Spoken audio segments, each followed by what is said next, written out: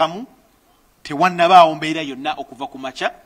Twatandise ne bagulawo polling stations ne tulaba bwe bazigula okusinziira ku mateeka nga bwe galagira era nga bw'olaba abalonzi bagenda mu maaso n'okulonda batandise essaawa 2 kitundu ne bajja nga balonda okutuuka kati we tuli buli kimu kitambula bulungi okusinziira tewannabaawo buzibu. Essebo mpozi munnayuganda ayagala okumusiigira embeera ku nsonga eyo yennyini wano mu kirokole tewannabaawo buzibu bwonna naye tutera okulaba mukulu Nalukoola walondedde embeera ebadde etya nga kadde ono atuuka ku polling station eno. Of course asanzewo abalonzi ababadde mu line era okusanya okukyamuka kubaddewo kw'amaanyi ddala kubanga kiteka okuba nti kirabika nga mu balonzi awo mubaddemu abawagizi be ne bamwaniriza ne bamwetoloola bw'atuuse abadde alina kulonda ku polling station eya Ero kuba erinnya lye litandika na Luyimbaazi. Wano waliwo omulonzi azze n'abato ndowooza balabe bwe kibeera mu kulonda oba balaba ku screen okwo. Essebo ndowooza ekyensonga eyo eba nnungi nnyo ku bazadde. Abato batandika okulaba ekintu kino nti obukulembeze buba bwa mirembe bazze balabe omuntu bw'alonda. Bwana Jordan munnayuganda ayagala okwongera okumanya ensonga y'ebyokwerinda eno nkulu nnyo mu kalulu kano kubanga bw'otunuya kampeni bwe zitambudde waliwo ekyagambibwa nti naddala bano ab'opposition babadde bakubibwa n'ebirala ebiringa ebyo. Olunaku olwaleero security eyimiridde etya mu kitundu kino? Okay, nja kuviira mabega. Essebo twatambudde ne twogera n'abakulira okulonda ku makya. Essebo ne batulaga nti enteekateeka yonna etegese obutabaawo katabanguko konna era ne tutambula ne tujja wano we tubadde okuva ku makya yadde nga tunatera okuvaawo naye sofa wabadde tonnabaawo buzibu mpozi ku ssaawa eno kati waliwo ab'ebyokwerinda abazze bw'oba olengera wali ku mulyango oguyingira ku goolo eri esooka mbalaba waliwo owa poliisi owa field force unit ne motoka ya poliisi yiri wali azze akayisa ekirangiriro wano nti buli amaze okulonda aveewo wano tebaagalawo omuntu oba omulengera owa poliisi oyo wuuyo n'abalala bazze nabo.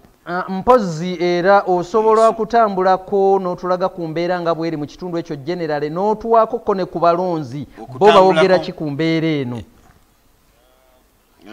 Balonzi kakati mpozi abali mu line nyinza okutambulako mpozi kandabe omusajja wange ow'ekyuma ky'omuzungu basobola okungoberera tubako abantu betutuukatuukako tubabuuze nga bwe kitambula osobole okubeewulirirako kwe gwenyini naye nga kyokka kyakabaawo wano nti poliisi ezze eragidde buli amaze okulonda ekifo akyamuke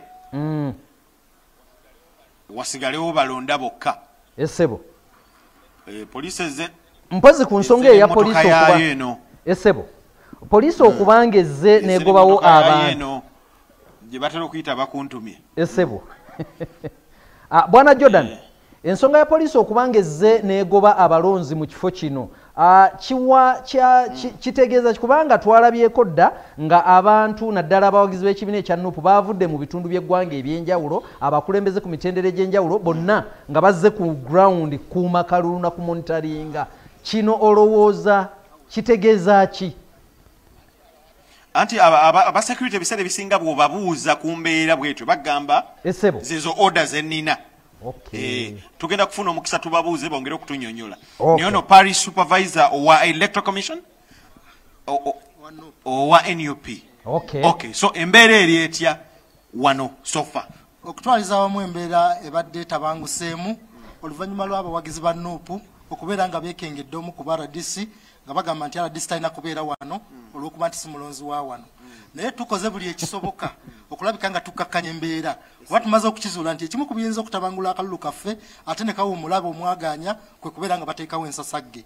Naye tukoze ekisoboka nga basupervisor ne tuteekawo embeera okulabika ng'edda mu nteeko era bagenza okuleeta akamotoka kano ka buli wendi nkusiba nga ffe tumaze okutereeza embeera. So abalonzi babadde baagala RDC aveewo. Babadde baagala RDC aveewo babadde bakimanyi nti si mulonzi wa wano omubaka w'alondera.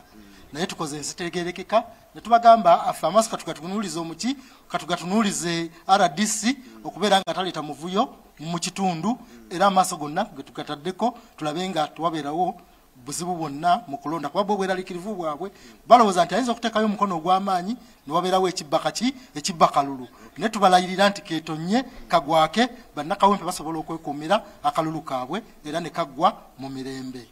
So police eneze olw'okufuna information nti wano wabaddewo amaloboozi bwe gati. Ekyamazima poliisi ebadde ezze ng'ezze kukwata abo abalabika nga bayisizaamu RDC amaaso n'okulabika nti babadde baleeta ensasagge naye Mukama atusaasidde tukibannyonnyodde nti okubeerawo kw'ensasagge kwe kuyiika kw'akalulu olw'obwagazi obungi bwe balina eri akalulu ne basalawo ensasagge ne bagivaako nabo ate ne bafuna emirembe gy'obutasibibwa era nkakasanga poliisi egenda kuddayo nga terina gwesibye. Tweyanziza nnyo sebo erinnya nze Joseph Kibuga era nze Ssentebe atwala ekitundu kino omubaka waalondedde era waazaalibwa. Tweyanziza nnyo sebo tweyanzeege ozanye bulungi obukulembeze ndowooza okiwulidde Jovan. So omwami ono wabaddewo wano embeera naye ebadde tennalinnya nnyo nkandaggo abalonzi babadde bagamba nti RDC aveewo naye ate poliisi egenza okujja nga amaloboozi kituufu gakkakkanya edda kakati ndowooza omukulu nga bwagambye embeera babadde bamaze ogikkakkanya. Bwana Jordan omulabi wa Star TV ayagala okumanya mu kitundu awo wooli mukulu Nalukoola waalondedde turn up sofa ebadde etya okuva ku makya abalonze balinga bameka bajja mu bungi bajja ba musoolesole oba turn up eri etya? Turn up eri etya ngenda kuwa kyakulabirako kya box 2 esebo bw'otunula wano ngenda kuwa ekifaananyi kya box eyo. Twabaddewo wano nga bagisumulula ne bagiraga abalonzi nga njereere buli agent ne basayininga ne bakkiriza nti njereere naye bw'ogiraba ndowooza olaba nti enaatera okujjula njiraba. Kakati n'endala era yiiri sayidi wali katutuukewo nayo tugikutunuulize ekyongera okulaga nti enaatera okujjula. So turn up abantu okuva ssaawa awo 2 we batandikidde okulonda okutuuka kati ku ssaawa zigenda kuwera 6